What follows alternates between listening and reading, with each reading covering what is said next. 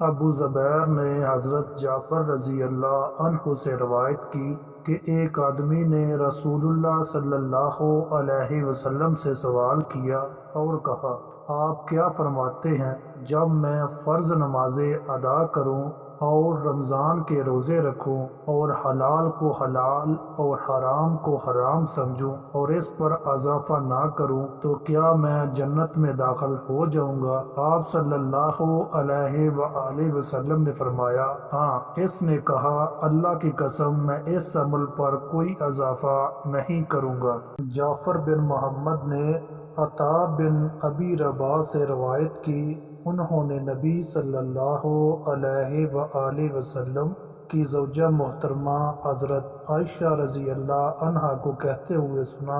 رسول اللہ صلی اللہ علیہ وآلہ وسلم کی عادت مبارک تھی کہ جب آندھی یا بادل کا دن ہوتا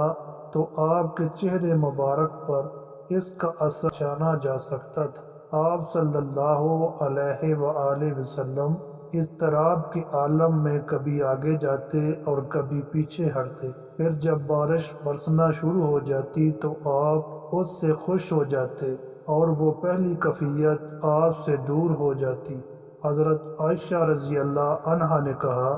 میں نے ایک بار آپ سے اس کا سبب پوچھا تو آپ نے فرمایا، میں ڈر گیا کہ یہ عذاب نہ ہو جو میری امت پر مسلط کر دیا گیا ہو، اور بارش کو دیکھ لیتے تو فرماتے رحمت ہے۔